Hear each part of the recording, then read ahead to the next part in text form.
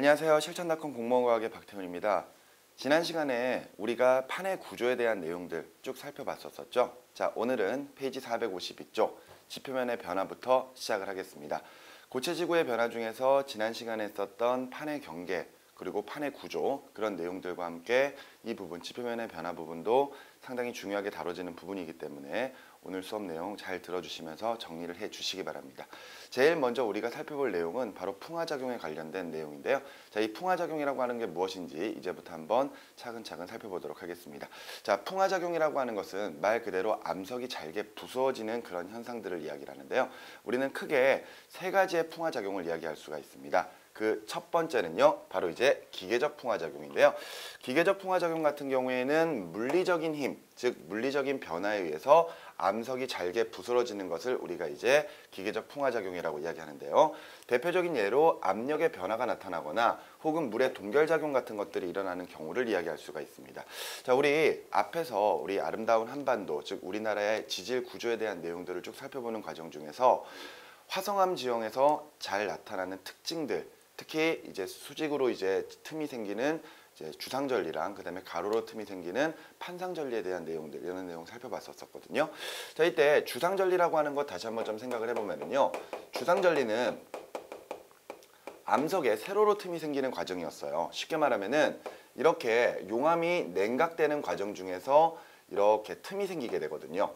이렇게 틈이 생겼을 때 이 사이로 물 같은 것들이 스며들어가서 얼었다 녹았다를 반복하기 시작을 하면은 그 물의 부피의 변화 때문에 암석이 힘을 받아서 쪼개지는 그런 현상들이 벌어졌었거든요. 그러면서 세로로 이렇게 틈이 생길 수 있는 것을 우리가 이제 주상절리라고 표현을 했었습니다.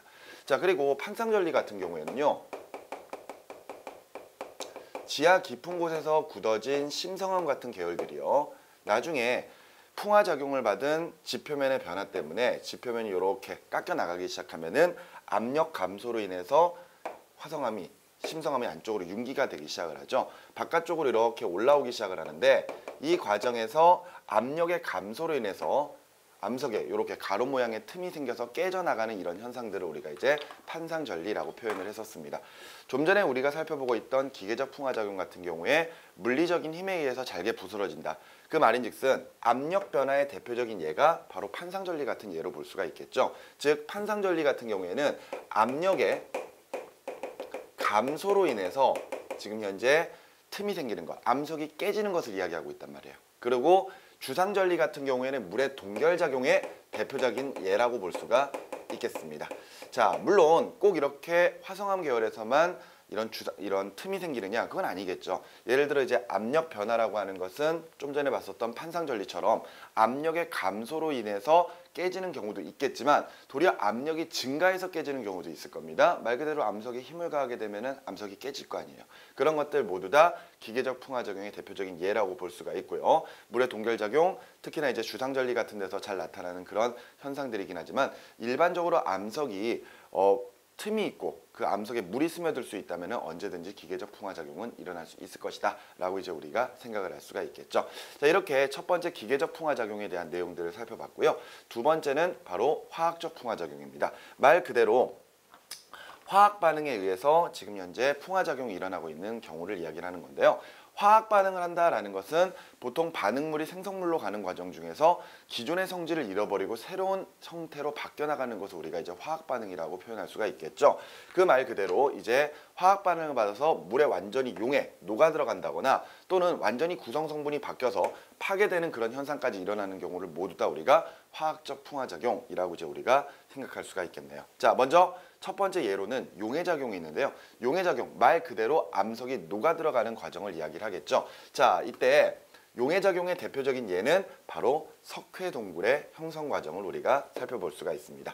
자, 석회동굴, 거대한 석회암지대에 이산화탄소가 녹아있는 지하수가 흐를 거예요. 자, 석회암, 우리가 보통 CaCO3, 탄산칼슘이라고 이제 많이 적죠. 자, 이런 석회암지대에 물에 이산화탄소가 녹아있는 이런 지하수가 흘러가게 됩니다. 그 과정에서 지금 현재 우리가 탄산염 광물이라고 부르는 이런 석회암 같은 경우에는 산성물질과 반응을 해서 녹아 들어갈 수가 있거든요. 그 과정에서 CaHCO3, 2, 바로 이제 우리가 탄산수소 칼슘이라고 부르는 이런 물질로 녹아 들어가기 시작을 할 텐데요. 이제 화학에서는요, 우리가 이렇게 탄산칼슘 같은 것들 아니면은 탄산수소 칼슘 같은 것들, 이런 것들 우리가 보통 염이라고 부르는 경우가 있습니다. 이때 염 중에서도요, 탄산칼슘 같은 경우에는 물에 녹지 않는 염, 즉 불용성 염이고요, 우리가 일반적으로 앙금이라고 부르는 그런 물질입니다. 그래서 탄산칼슘 같은 이런 석회암지대에 지하수가 흘러가게 되면은 얘네들이 반응을 해서 지금 탄산수소 칼슘이라고 하는 또 하나의 염을 만들어내기 시작을 할 거거든요. 그런데 탄산수소 칼슘은 물에 잘 녹는 수용성 염이에요. 그 말인즉슨 탄산수소 칼슘이 만들어지게 되면은 얘네들은 각각 칼슘 이온과 탄산수소 이온으로 바뀌면서 물과 함께 다른 장소로 흘러가 버릴 거거든요. 그 과정에서 만들어지는 게 바로 우리가 이야기하는 석회동굴이 되겠죠. 이런 석회동굴이 만들어지는 과정, 용해 과정에 의해서 일어나는 과정이고요. 대표적인 화학풍화작용이라고 보시면 되겠습니다. 물론 이제 이 반응이 역으로 일어나게 된다면요, 이때 다시 탄산칼슘으로 굳어지면서 우리가 석회동굴 내부에서 볼 수 있는 구조인 석순, 석주, 종유석 같은 이런 구조들을 만들어 나가게 되겠죠. 우리 앞에 아름다운 한반도 할 때 두 가지 동굴에 대해서 우리가 살펴본 적이 있었는데요. 바로 용암이 흐르면서 만드는 용암동굴, 그리고 석회암지대 지하수가 흐르면서 만들어지는 이 석회동굴, 이렇게 두 가지가 있었는데, 석회동굴 같은 경우에는 용암동굴에 비해서 상당히 내부 구조가 복잡하다라는 이런 특징들도 가지고 있다는 것 다시 한번 기억을 해 두시기 바랍니다. 자, 이런 식의 용해 과정이 있었고요. 자, 그다음에 이제 산화작용 같은 경우는 말 그대로 이제 금속이 녹이 쓰는 거죠. 우리 금속 광물들 같은 경우에는 주변에 있는 산소와 반응을 해서 얘네들이 산화광물 같은 형태로 바뀌어 나갈 수가 있습니다. 그렇게 산화광물로 바뀌게 되면은 그 성질 자체가 달라지면서 또 쉽게 부스러질 수 있거든요.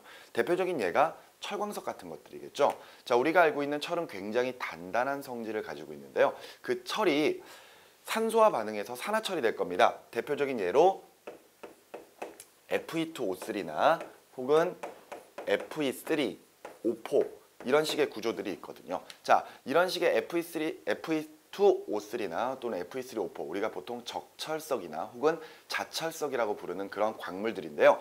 말 그대로 철광석이 녹이 슬어 있는 그런 과정이거든요. 우리 철이 녹이 슬면 어떻게 되죠? 굉장히 약해지죠, 강도가. 보통 기존의 철과는 다르게 지금 보시는 것처럼 이런 식의 철광석 같은 형태들을 만들어 나가게 되면은 상당히 약해지면서 얘네들이 쉽게 깨져버리는 그런 과정이 일어날 수가 있습니다. 자, 이런 과정들 역시 화학적 풍화작용의 대표적인 예다라고 이제 보시면 되겠고요. 이제 또 하나 살펴볼 게 바로 이제 가수분해 과정, 가수분해 반응. 이 가수분해 반응은 화학에서 자주 다뤄지는 부분이고 매우 중요한 반응 중에 하나인데요. 물이 더해져서 물질을 분해하는 과정이 되겠습니다. 자, 그런데 우리가 지금 하고 있는 것은 사실 지구과학 파트거든요. 가수분해 과정에 대한 어떤 다양한 화학 반응식 같은 것들을 살펴보는 내용들은 실제 화학 파트에서 다뤄져야 될 내용이고요. 우리가 지금 여기서 가수분해 반응이라고 해가지고 어떤 화학 반응식을 외운다거나 그런 과정은 필요가 없습니다. 대신에 이 가수분해의 대표적인 예를 하나 좀 살펴볼 건데요. 자, 우리 주변에 있는 광물 중에서 정장석이라고 부르는 광물이 있습니다. 정장석. 아마 이 정장석이라고 하는 거 우리가 이 광물들을 구별할 때 금속 광물과 비금속 광물 구별하는 과정에서 정장석이라고 하는 이름이 튀어나왔었을 거예요. 아마 비금속 광물의 대표적인 예가 정장석이 있었거든요. 자, 그런데 이 정장석이라고 하는 광물이요, 이때 화학 반응을 거칩니다. 이때 조건이 온난 다습한 환경, 그러니까 좀 따뜻하고 물이 좀 많으면요, 이때 정장석이 화학 반응을 거칠 수가 있거든요. 그 화학 반응을 통해서 만들어질 수 있는 게 바로 고령토가 되겠습니다. 아, 그렇죠. 바로 이제 우리가 도자기의 재료라고 하는 이런 고령토 같은 것들이 만들어질 수 있어요. 지금 정장석이 고령토로 바뀌는 이 반응이 바로 가수분해 반응입니다. 즉, 물을 더해서 얘네들을 어떤 물질들을 분해해 나가면서 새로운 성질을 가지고 있는 또 다른 암석 형태로 바뀌어 나갈 수가 있는 과정이거든요. 즉, 정장석이 고령토로 바뀌는 이런 대표적인 반응이 바로 가수분해 반응인데요. 이 가수분해 반응이 한 번에 일어나는 게 아니라 연속적으로 계속 일어날 수가 있습니다. 그 말인즉슨 이렇게 만들어진 고령토가요, 또다시 화학 반응을 거쳐요. 기존의 온난 다습한 환경보다 조금 더 고온 다습한 환경으로 바뀌기 시작하면은 이때는 알루미늄이 포함된 보크사이트라 같은 이런 광물로도 바뀌어 나갈 수가 있거든요. 역시 이 반응 역시 이 가수분해 반응의 대표적인 예가 되겠습니다. 즉, 정장석이 고령토로 바뀌었다가 고령토가 또다시 보크사이트로 바뀌는 반응, 바로 이 반응은 물이 더해져서 물질이 분해되는 과정에서 새롭게 다양한 종류의 암석이 만들어지는 이런 과정의 예라고 여러분들이 생각을 해주시면 되겠어요. 자, 그러면 지금 정장석, 고령토, 보크사이트와 같은 이런 가수분해 과정을 통해서 만들어지는 광물에 대해서 잠깐 좀 이야기를 했었는데 앞에 있는 내용과 좀 연결을 해볼까요? 우리 지하 자원 중에 에너지 자원이 있었고 광물 자원이 있었고요. 그리고 그 광물 자원에서는 금속 광물 자원이 있었고 비금속 광물 자원이 있었습니다. 그리고 그런 광물 자원들이 발견될 수 있는 장소인 광상이라고 하는 게 있었고요. 퇴적 광상, 화석 광상, 그리고 변성 광상이라고 하는 이런 광상들이 있었습니다. 근데 그때 우리 퇴적 광상에는 대부분 비금속 광물들을 많이 얻어낼 수가 있다 그랬고요. 화성 광상에서는 금속 광물들을 주로 얻어낼 수 있다라고 말씀을 드렸었거든요. 자, 그런데 지금 정장석이나 보크사이트 같은 경우에는 모두 다 비금속 광물 자원이에요. 비금속 광물 자원이기 때문에 주로 얻어낼 수 있는 광상은 퇴적 광상이 되겠죠. 자, 그런데 여기 나와 있는 보크사이트 같은 경우에는 알루미늄이 포함되어 있는 금속 광물이란 말이에요.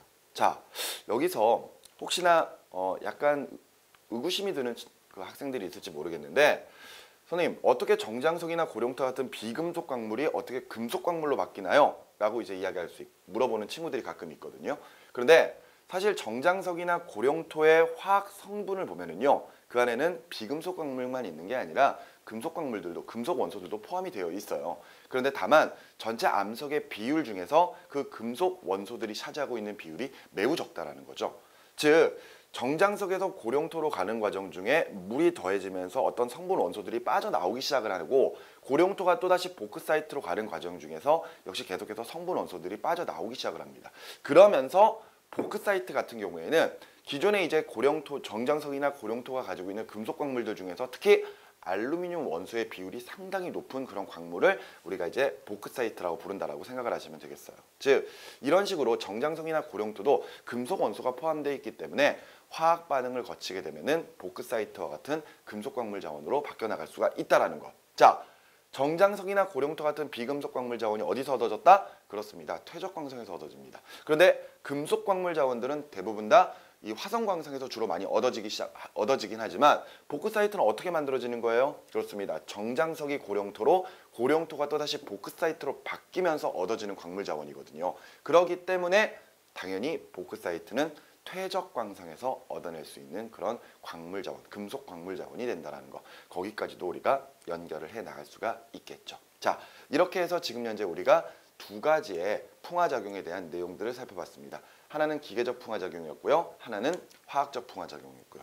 자, 그런데 앞서 풍화작용을 세 가지로 볼 수 있다라고 이야기를 했었거든요. 세 가지라고 말씀을 드리는 이유는 기계적 풍화작용이나 화학적 풍화작용 말고요. 또 하나의 풍화작용, 바로 생물학적 풍화작용이 있기 때문입니다. 근데 생물학적 풍화작용은 사실 어떤 생물체에 의해서 일어나는 그런 풍화작용이긴 하지만 기계적 풍화와 화학적 풍화에 포함되어 있어요. 자, 대표적인 예로 식물의 뿌리가 자라면서 암석을 깨트릴 수 있거든요. 자, 그건 역시 생명체가 하는 거니까 생물학적 풍화작용이라고 볼 수가 있겠죠. 그런데 암석에게 힘을 가해서 결과적으로 이 암석이 깨지는 과정이니까 그런 뿌리가 암석을 깨트리는 것은 기계적 풍화작용의 예라고 볼 수가 있겠죠. 자, 아니면은요, 동물의 배설물들이 암석을 녹이는 경우가 있습니다. 예를 들어 우리 새똥 같은 경우 보면은요, 하얀색의 그런 부분들이 있죠. 그 부분들 우리가 이제 요산이라고 부르는 그런 물질들인데 산성 물질이에요. 그래서 이런 요산 같은 것들이 금속 성분이나 아니면은 대리석 같은 것들과 닿게 되면은 이때 산성 물질이니까 걔네들과 반응해서 천천히 녹이는 과정들이 일어나겠죠. 그런 것들도 역시 생물학적 풍화작용의 예라고 볼 수가 있는 내용입니다. 그러면 그것들은 결과적으로 이 풍화작용에 뭐가 포함되느냐? 당연히 화학 반응을 하고 있는 거니까 화학적 풍화작용의 또 하나의 예라고 볼 수가 있겠죠. 자, 이렇게 풍화작용을 크게 세 가지로 볼 수는 있지만 실질적으로 크게 따진다면 두 가지로 가지고 우리가 구별할 수 있다는 것. 자, 이렇게 풍화작용에 대한 내용들을 정리를 해주시면 될 것 같습니다. 페이지 451쪽에 보시면 이런 풍화작용에 대한 어떤 조건에 관련된 그래프가 하나 나와 있습니다. 자, 그래프를 한번 살펴보면서 보도록 하겠습니다. 자, 요 그래프인데요.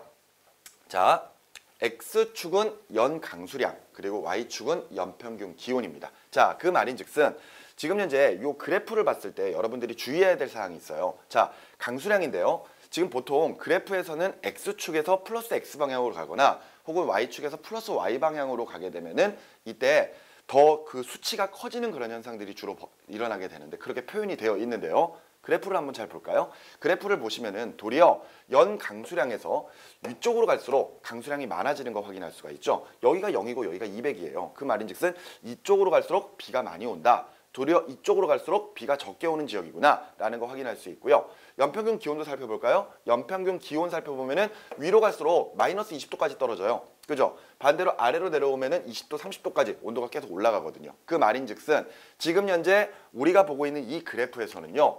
왼쪽 하단부, 바로 요 부분이 온도가 높고 비가 많이 오는 장소, 즉 고온, 다습한 그런 환경이 되겠습니다. 자, 반대로 오른쪽 상단부가요. 가장 온도가 낮고 그리고 비가 적게 오는 저온, 건조한 환경이구나 라는 것을 확인할 수가 있는 것이죠. 자, 그래프가 나오면은요. 항상 그래프의 X축과 Y축에 어떤 물리량이 적혀 있고 그리고 그 물리량이 어느 쪽으로 갈수록 커지는지 꼭 기억을 하셔야 됩니다. 우리 그래프 하면은 보통 수학이나 과학에서 많이 나오게 되는데요. 수학 같은 경우에는 그래프가 나오면은 플러스 X, 플러스 Y, 플러스 Z 방향으로 가게 되면은 자연스럽게 그 수치가 커지게 되거든요. 그런데 과학은 그렇지 않습니다. 과학도 그래프 상당히 많이 나오거든요. 실제로 물리 파트나 화학 파트에서 상당히 그래프 많이 나오고요. 그리고 지구과학 파트에서도 그래프 많이 다뤄집니다. 물론 생명에서도 많이 다뤄지기 시작을 하죠. 그런데 이때 X축과 Y축에 어떤 물리량이 적혀 있고 어디로 갈수록 수치가 커지느냐에 따라서 그래프의 모양이 동일하다고 하더라도 완전히 서로 다른 결과를 얻어내게 되거든요. 그렇기 때문에 항상 그래프 나오면은 X축, Y축 물리량 먼저 보시고 그 이후에 수치까지 확인하신 다음에 해석을 해주시면 되겠습니다. 자, 이런 식으로 지금 왼쪽 하단부가 가장 고온 다습한 그런 조건이고요. 오른쪽이 가장 저온 건조한 환경입니다. 자, 그런데 이 그래프를 잘 보면은 이때 오른쪽 상단부, 즉 온도가 낮고 건조한 환경, 그런 환경 내에서는 지금 현재 강한 기계적 풍화작용, 보통 기계적 풍화작용, 약한 기계적 풍화작용 이런 풍화작용이 지금 일어나고 있거든요. 그죠? 물론 이제 아래쪽에는 매우 약한 풍화작용이 일어나고 있는데 그것은 결과적으로 이 기계적 풍화작용이든 화학적 풍화작용이든 어느 정도 이제 비가 좀 와줘야지만이 물이 있어야지 이런 기계적 풍화작용이든 화학적 풍화작용이든 잘 일어나는 편인데요. 비가 너무 안 와버리면은요 풍화작용이 아예 일어나지가 않는 거죠. 그런데 중요한 것은 오른쪽 상단부, 그러니까 약간 온도가 낮고요. 비가 좀 적게 오는 그런 환경 내에서는 주로 기계적 풍화작용이 일어난다는 것을 볼 수가 있습니다. 그런데 기계적 풍화작용이 일어나느냐? 아니죠. 저온 건조한 환경에서는 기계적 풍화작용이 우세하게 일어나는 겁니다. 그러니까 화학적 풍화작용도 일어나고 기계적 풍화작용도 일어나는데 이 저온 건조한 환경 내에서는 주로 뭐가 우세하다? 그렇습니다. 기계적 풍화작용이 좀 더 우세하다라는 것이 되겠죠. 자, 그런데 반대로 왼쪽 하단부로 내려가 볼까요? 왼쪽 하단부로 내려가면은 강한 화학적 반응, 보통 화학적 반응 이런 식으로 화학적 풍화작용이 일어나는 것을 볼 수가 있습니다. 즉 고온 다습한 환경 내에서는요 기계 화학적 풍화작용이 좀 더 우세하게 나타난다는 거. 기계적 풍화작용 안 일어나나요? 당연히 일어나겠죠. 당연히 일어나는데 그 중에서도 화학적 풍화작용이 좀 더 우세하게 나타난다는 거. 그런 것들로 여러분들이 정리를 해 두시면 되겠습니다. 자, 다시 한번 그래프에 대한 이야기 하고 싶은데요. 자, 그래프 나오면 항상 X축과 Y축의 물리량을 먼저 살펴보시기 바래요. 그 상태에서 지금 이 그래프에서는 왼쪽 하단부가 가장 고온 다습한 조건이기 때문에 어떤 반응이 우세하다? 화학적 풍화작용이 우세하다. 자, 근데 반대로 오른쪽 상단부 같은 경우에는요. 지금 현재 저온 건조한 환경이기 때문에 기계적 풍화작용이 우세하다라는 것까지 정리를 해 두시면 되겠는데 이때 기계적 풍화작용만 일어난다거나 혹은 화학적 풍화작용만 일어나는 게 아니라 이때 기계적 풍화작용과 화학적 풍화작용은 동시에 일어나게 되고요. 그 둘은 서로 간에 영향을 미치게 됩니다. 자, 예를 들어서 이런 상황을 한번 생각을 해볼까요? 자, 석회암이 덩어리로 있습니다. 석회암 덩어리. 예를 들어서 석회암이 이렇게 있다고 가정을 할게요. 자, 그런데 이 석회암 덩어리가 염산과 만날 거예요. 예를 들어서 이 석회암 덩어리를 염산이 들어있는 비커에다가 쏙 집어넣었다고 칠게요. 그러면은 이때 석회암 덩어리는 화학 반응을 거치면서 자연스럽게 이산화탄소 기체들을 만들어내기 시작을 하거든요. 그 과정에서 부글부글 거품, 기포가 막 생기기 시작을 하겠죠. 자, 근데 이런 석회암 덩어리를 가지고 우리가 염산 들어있는 비커에 집어넣는 것은 바로 화학적 풍화작용에 관련된 어떤 실험들을 진행하고 있는 것이다 라고 생각할 수가 있습니다. 근데 그 과정에서 우리가 석회암 덩어리를 잘게 조각을 한번 내봤다라고 가정을 해볼까요? 자, 예를 들어서 지금 석회암 덩어리의 한 변의 길이가 모두 2인 정육각형이라고 가정을 한번 해볼게요. 자, 그런데 이런 석회암 덩어리를 각각 모두 절반씩으로 쪼개서 8개의 육각형으로 정육각형으로 만들어 볼 거예요. 그러면은 지금 요 하나의 정육각형은요, 한 변의 길이가 1인 이런 정육각형이 만들어지기 시작을 하겠죠. 자, 근데 이때 석회암 덩어리로 가지고 실험을 하든 잘게 부숴서 이런 조각 같은 것들로 실험을 하든 결과적으로 전체적인 석회암의 양, 즉 전체 석회암의 부피는 변함이 없거든요. 근데 이렇게 석회암 덩어리로 실험을 하다가 조각으로 실험하면 어떤 반응이 일어나느냐?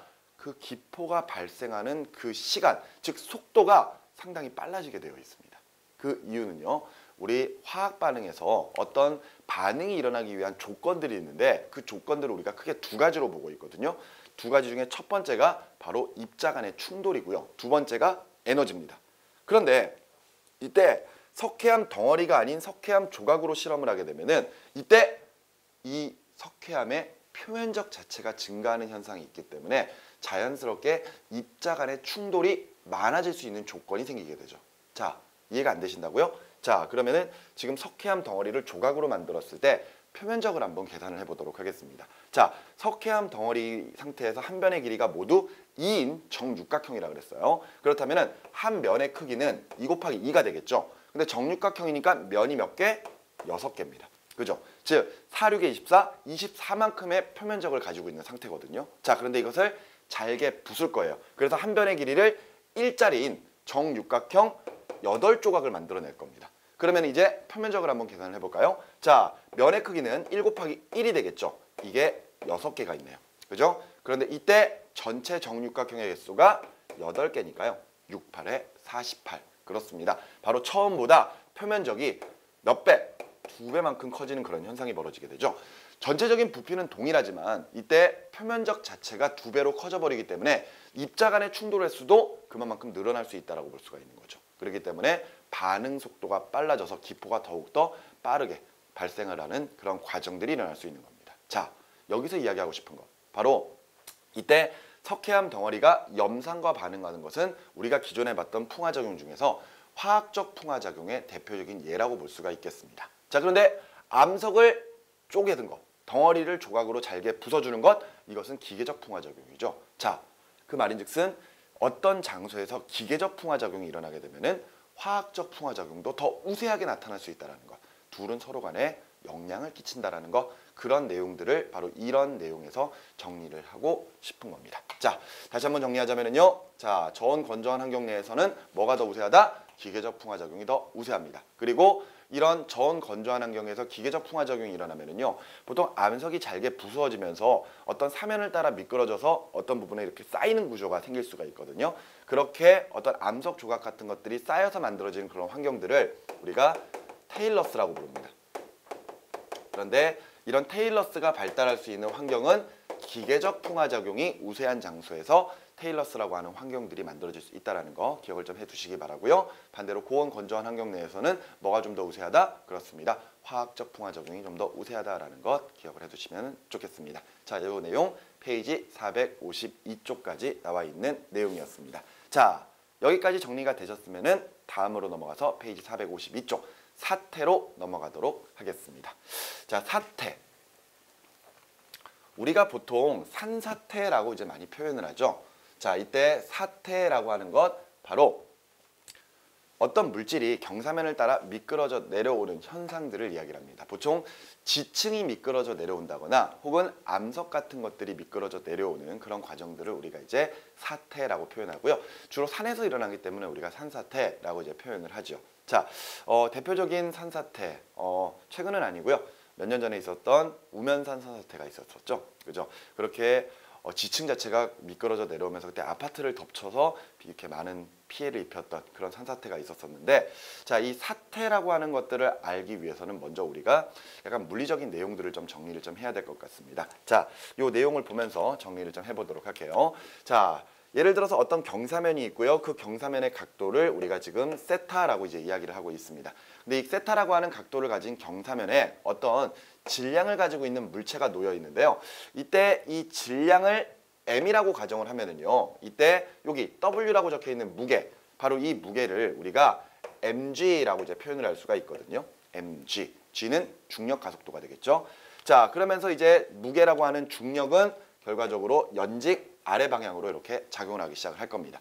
자, 그런데 원래 물체에게 힘이 가해지게 되면은요. 그 물체는 그 힘의 방향으로 이동을 해야 됩니다. 그런데 지금 경사면에 놓여 있는 물체는 요 중력 방향으로 움직일 수가 없거든요. 그렇기 때문에 이 경사면을 따라 미끄러져 내려가려고 하는 힘으로 다시 바뀌게 되는데 우리가 이것을 수학에서 벡터 분해를 한다라고 보통 표현을 하죠. 이때 요 힘을 두 가지의 힘으로 분리를 해서 지금 현재 경사면을 미끄러져 내려가려고 하는 힘, 그리고 경사면을 수직하게 누르는 힘, 이렇게 두 가지로 이제 분해를 해낼 수가 있습니다. 자, 이때 요 경사각을 세타라고 가정하면은요, 여기에 있는 요 경사각도 세타가 돼요. 그래서 수학에서 우리가 요 경사면을 수직으로 누르는 힘은 지금 현재 요 mg에다가 요 각도 세타에 해당하는 그 값, 바로 코사인 세타를 곱한 것으로 이제 우리가 계산을 하게 되고요. 이때 밑으로 내려가려고 하는 힘은 mg 사인 세타로 가지고 계산을 할 수가 있거든요. mg 사인 세타.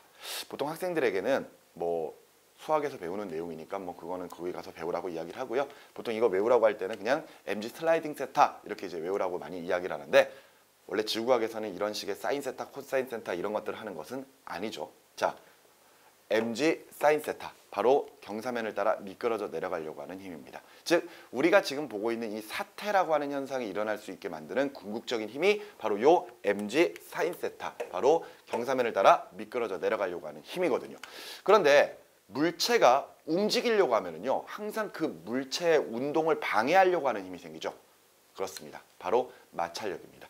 이 마찰력은요, 물체가 움직이는 방향에 방해하려고 하는 방향, 즉 항상 물체와 지면 사이에서 그 반대 방향으로 작용하는 게 바로 마찰력이죠. 자, 마찰력, 여기 FS라고 적혀 있는데요.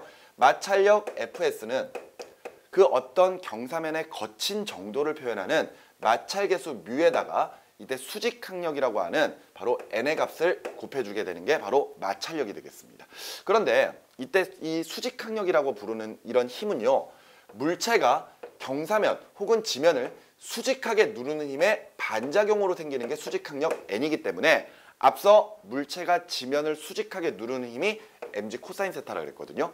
그 말은즉슨 지금 현재 수직항력은 mg 코사인 세타랑 동일한 값이다 라고 보시면 되겠어요. 즉 정리하자면은 마찰력은 뮤 mg 코사인 세타, 이렇게 이제 표현할 수 있는 그런 힘이 되는 거죠. 자, 어떤 물체가 경사면을 미끄러져 내려오려고 합니다. 그랬을 때 그 물체에게 작용하고 있는 힘을 생각해 보면은요, 일단 첫 번째 바로 경사면을 미끄러져 내려가려고 하는 힘, 바로 mg 슬라이딩 세타, mg 사인 세타가 있고요. 그 다음에 물체의 운동을 방해하려고 하는 힘, 바로 뮤 mg 코사인 세타에 해당하는 마찰력이 존재를 하고 있습니다.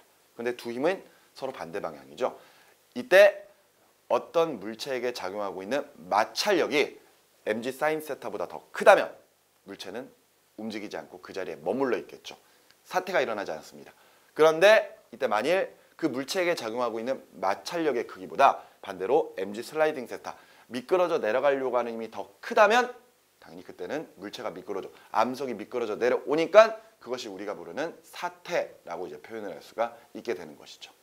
자, 그런데 예를 들어서요, 지금 현재 마찰력이 경사면을 미끄러져 내려가려고 하는 힘보다 더 크다라고 가정을 한번 해봅시다.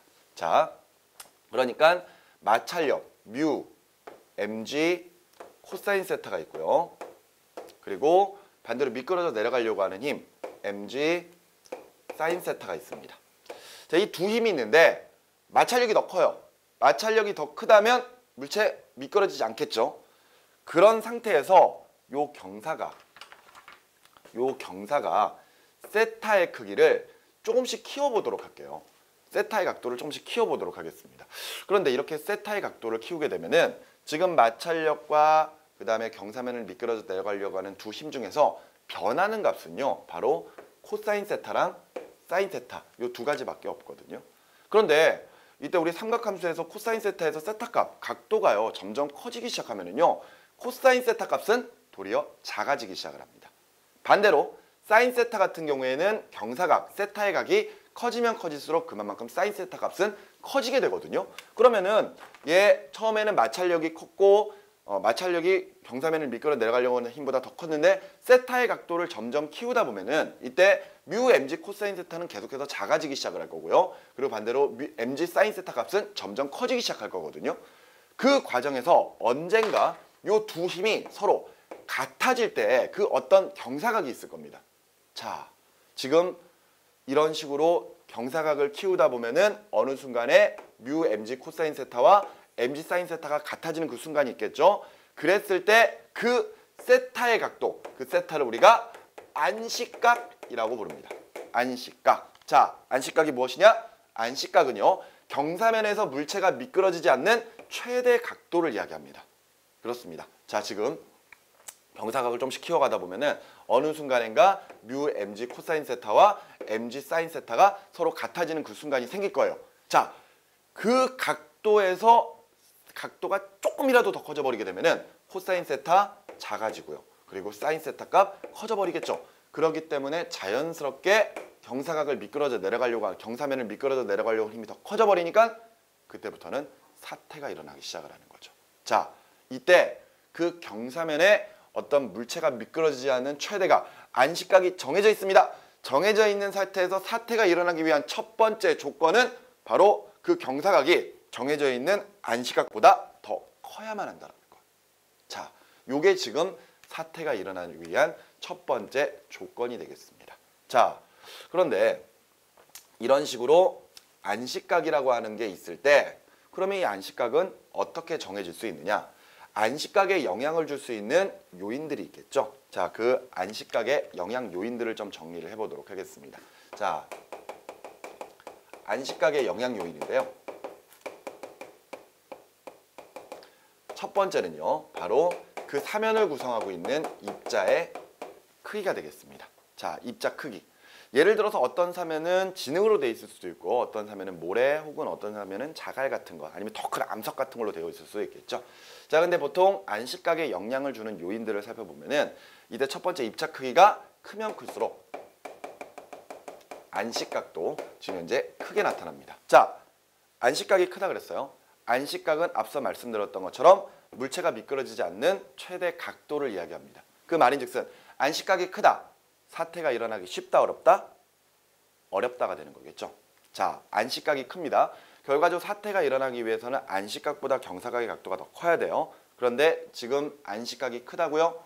굉장히 큰 각도까지 커져야지 물체가 미끄러져 내려갈 수가 있겠죠. 안식각이 크다. 결과적으로 경사면에서 사태가 일어날 확률은 낮다라고 이제 우리가 볼 수가 있는 부분입니다.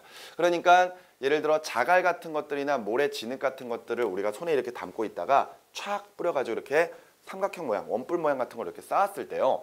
예를 들어 자갈 같은, 모래 같은 경우에는 뭐 이렇게 쌓일 수 있다 이거죠. 그런데 자갈 같은 경우에는 이런 식으로 쌓일 수가 있다는 거죠. 그러니까 지금 여기가 모래고요. 여기가 자갈 같은 것들을 쌓은 거라면은 지금 현재 안식각이라고 하는 것은 바로 요 경사면의 요 각도가 결과적으로 안식각을 의미하는 그런 각도라고 생각을 하시면 되겠습니다. 자, 무슨 말이냐? 지금 모래가 요 정도 각도까지 쌓여 있다라는 이야기는 요 정도 각도까지 쌓여 있다라는 이야기는 요 정도 각도까지는 지금 모래들이 미끄러지지 않고 버틸 수 있다는 뜻이에요. 버틸 수 있다는 뜻인데 그거보다 각도가 크면 아래쪽으로 미끄러져 내려왔다는 얘기가 되겠죠. 그런데 자갈 같은 경우에는 모래보다 경사각이 좀 더 크거든요. 그 말인즉슨 좀 더 큰 각도에서도 미끄러지지 않고 버틸 수가 있다는 이야기죠. 자, 이런 식으로 입자의 크기가 커지면 커질수록 일반적으로 안식각의 크기도 커지는 그런 현상들을 보여주게 되는데 보통은 실험을 통해서 여러분들에게 문제의 출제가 되기 때문에 뭐 그렇게 크게 걱정을 하지 않으셔도 됩니다. 그림을 보시면서 이해하실 수가 있을 것이고요. 대신에 요 각도가 뭐에 해당을 한다? 바로 안식각에 해당한다라는 것들 꼭 기억을 해 주시기 바랍니다. 자, 그리고 또 안식각에 영향을 주는 요인 두 번째, 바로 물 포함 여부입니다. 그 사면을 구성하는 입자 사이로 물들이 스며들어가기 시작하면은요, 그 입자와 입자 사이에 작용하고 있는 마찰력이 작아지는 현상이 벌어지게 됩니다.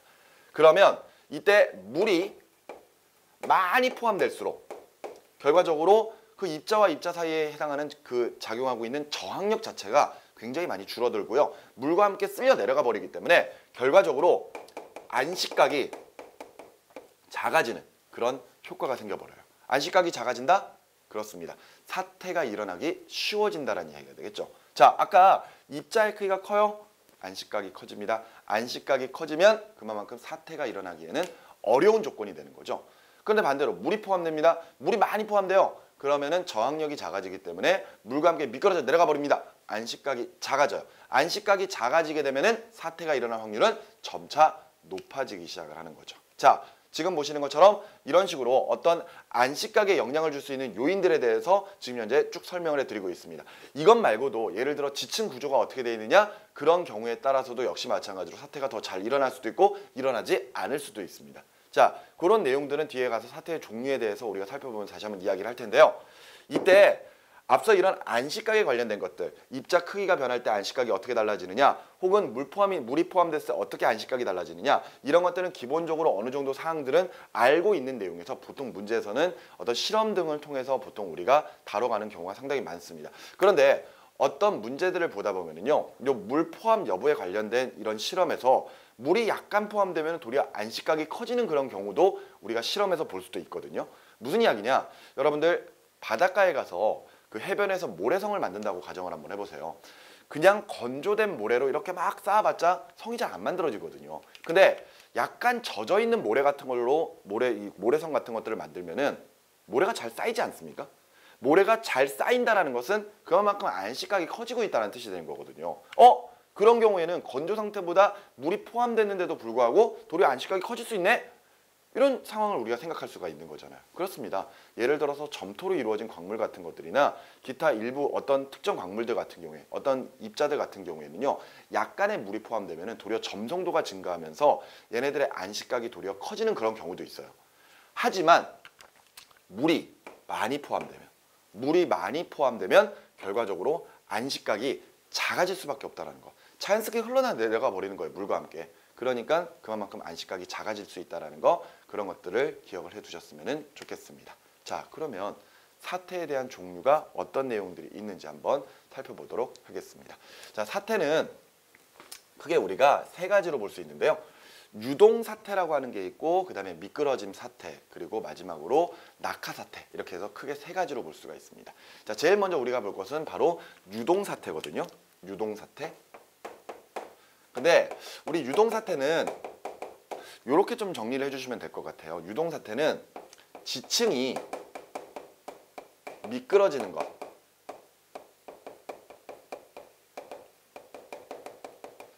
유동사태는 지층 자체가 미끄러지는 그런 현상이라고 정리를 해두시는 게 좋을 것 같습니다. 자, 두 종류가 있는데요. 첫 번째가 포행이고 두 번째가 흐름입니다. 뭐 크립, 플로우 뭐 이렇게 이제 부르기도 하는데요. 자, 포행이라고 하는 현상 보시면은요, 이런 경사면이 있어요. 경사면이 있는데 이 경사면에 물이 포함이 될 겁니다. 자, 지금 이 경사면에 뭐 비가 온다거나 지하수가 흐르거나 이래서 이제 물이 이렇게 딱 포함이 될 거예요. 그러면서 그 입자와 입자 사이의 그 빈 공간에 그 물들이 스며들기 시작을 할 거거든요. 자, 근데 이제 한랭한 기후가 됩니다. 한랭한 기후가 돼서 그 물들 얼어붙기 시작을 해요. 근데 우리 물은 얼음으로 바뀌게 되면 자연스럽게 부피가 커지는 현상이 벌어지게 되죠.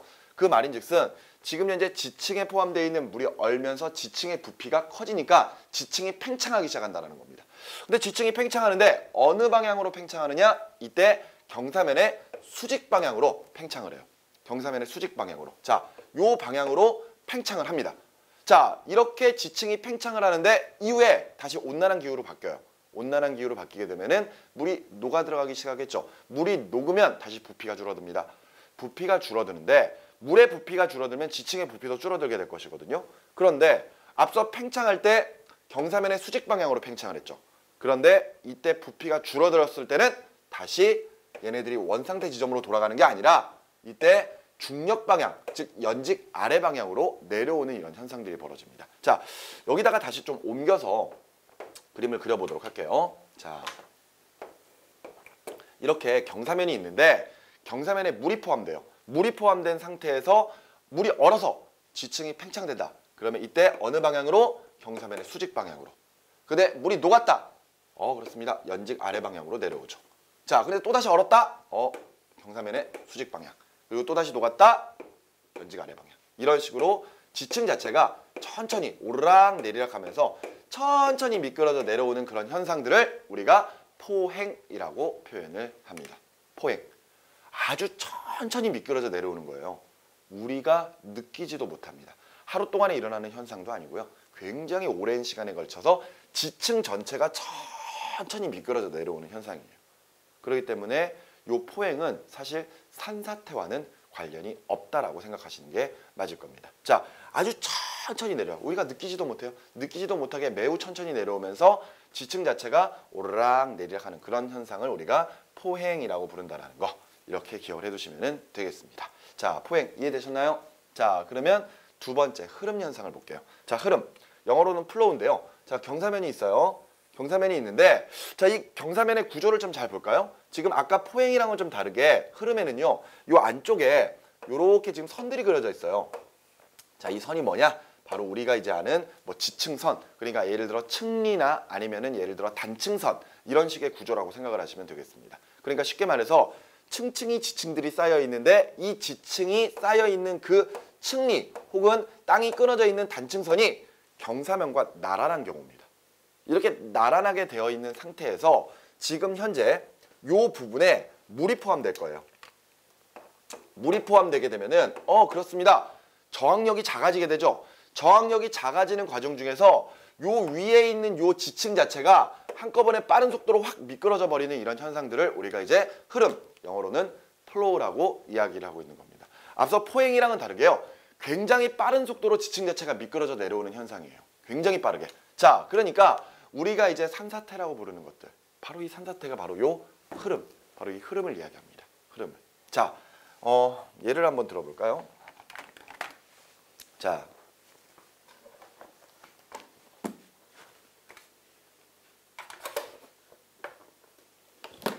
뭐 가지고 있는 게 없네요. 자, 어찌됐건 여기 책이 있는데 여기 또 하나의 지층이 이렇게 놓여 있어요. 조층, 지층이 이렇게 놓여 있는 상태에서 얘가 경사면이 이렇게 기울어지는 거죠. 경사면이 이렇게 기울어지는데, 경사면이 기울어지는데요. 이렇게 이때 지층 자체가 이렇게 뭐 피자 써 있는 것처럼, 피자가 아니군요. 그 햄버거 같은 거, 패티 같은 거 쭉 쌓여 있는 것처럼 그냥 차례차례 이렇게 놓여 있는 거예요. 차례차례 이렇게 놓여 있는데 이 상태라면 좀 안정적으로 이제 놓여 있겠죠. 근데 이제 경사면이 이렇게 기울어집니다. 경사면이 이렇게 기울어져 있는 상태에서 이때 물이 포함되면은 요 지층과 요 지층 사이에서의 마찰력이 줄어들기 시작하겠죠. 그러면서 자연스럽게 이렇게 미끄러져 버리는 현상. 아주 빠른 속도로 미끄러지는 것. 이걸 뭐라 부른다? 플로우. 흐름입니다. 무슨 말인지 이해가 되셨죠? 자, 이런 식으로 우리가 이 유동사태 중에 두 가지, 지층 자체가 미끄러져 내려오는 이 두 가지의 사태 중에 첫 번째 저 포행이라고 하는 현상, 그리고 두 번째 흐름이라고 하는 현상, 이 두 가지에 대한 내용들을 살펴봤습니다. 포행은 지층 자체가 천천히 미끄러져 내려오는 현상이에요. 오르락 내리락 오르락 내리락. 한랭한 기후였다가 온난한 기후였다가 한랭한 기후였다가 온난한 기후로 바뀌어야지만 저런 포행 현상이 일어날 수 있고요. 우리가 전혀 느끼지도 못할 정도로 매우 천천히 일어난다라고 말씀을 드렸었습니다. 자, 그리고 흐름, 플로우. 지층 자체가 매우 빠르게 미끄러져 내려옵니다. 그래서 그 지층이 빠르게 미끄러져 내려오려면 경사면과 그 내부에 있는 지층 구조가 나란하게 구성이 되어 있어야지만 저런 흐름 현상이 일어날 수가 있다는 거. 우리가 일반적으로 얘기하는 산사태고요. 아마 우변사 산사태가 이런 식의 흐름의 대표적인 예라고 볼 수가 있는 내용이 되겠습니다. 자, 이렇게 해서 첫 번째 유동사태에 대한 이야기들을 좀 살펴봤고요. 두 번째 사태는 미끄러짐 사태예요. 미끄러짐 사태인데, 미끄러짐은 앞서 유동 사태랑 어떤 차이가 있느냐? 미끄러짐 사태 같은 경우에는 이제 암석 같은 것들이 미끄러져 내려오는 것, 그런 현상이라고 정리를 해두시는 게 좋을 것 같아요. 그러니까 둘 다 미끄러지는 건데요. 이때 유동 사태는 지층 자체가 미끄러지는 것, 그리고 미끄러짐 사태는 주로 암석 같은 것들이 미끄러지는 것. 자, 그리고 또 하나 바로 사태, 또 하나의 더 사태, 낙하 사태가 있는데, 낙하 사태는 말 그대로 그냥 물체가 뚝 떨어지는 거죠, 뭐. 그죠? 자, 그림 보면서 한번 생각을 해보도록 할까요? 자, 바로 요 그림들입니다. 자, 첫 번째 가장 왼쪽에 있는 게 이제 미끄러짐 사태거든요. 자, 경사면이 있고요. 경사면이 이렇게 있고 암석이 있었는데 암석이 깨졌죠. 그래서 쪼르륵 미끄러지는 거예요. 미끄러짐. 뭐 별로 어려운 거 없죠. 자, 함몰. 함몰이라고 하는 것도 역시 마찬가지로 미끄러짐 사태에 해당을 하는 그런 사태거든요. 자, 지층이 있었는데 무언가 이유로 지층이 이렇게 훅 꺼지는 거죠. 아래쪽으로 훅 꺼지는 그런 현상에 의해서 위쪽에 있던 지층이나 혹은 암석 같은 것이 뚜루룩 미끄러지는 것, 이런 것들을 우리가 이제 함몰이라고 이제 표현을 합니다. 자, 두 가지가 바로 이 미끄러짐 사태, 주로 암석들이 미끄러지는 것이라고 이제 정리를 해두시면 되겠고요. 그리고 세 번째로는 낙하 사태, 그냥 여기에 있던 덩어리가 풍화작용을 받아서 깨져가지고 나중에 이게 뚝 떨어지는 거죠. 보통 절벽 같은 데서 많이 일어날 수 있는 그런 사태다라고 보시면 되겠습니다. 자, 이렇게 보시면 사태의 종류에 대한 내용들 쭉 우리가 살펴볼 수가 있고요. 지금까지 우리가 살펴봤던 내용들이 페이지 453쪽까지에 해당하는 그런 내용들이었습니다. 거기에 있는 그림들과 동일한 그림이기 때문에 그 그림들 보시면서 정리를 해주시면 될 것 같고요.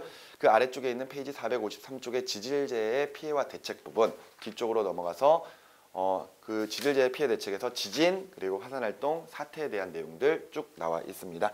자, 그런데 그 부분들은요, 뭐 특별히 어려운 거 없이 쉽게 진행할 수 있는 부분이기 때문에 여러분들이 한번 정리를 해 주시면은 한번 읽어보셔도 충분히 정리가 될 부분이라고 생각을 합니다. 자, 여기까지 보시면은 이제 우리 지금 생동하는 지구 중에 첫 번째 고체에 해당하는 이런 고체 지구의 변화 부분, 이런 부분들을 우리가 전부 살펴볼 수가 있습니다. 자, 여기까지 보시고요. 다음 시간에는 유체 지구에 관련된 내용들로 다시 만나도록 하겠습니다. 수고하셨습니다.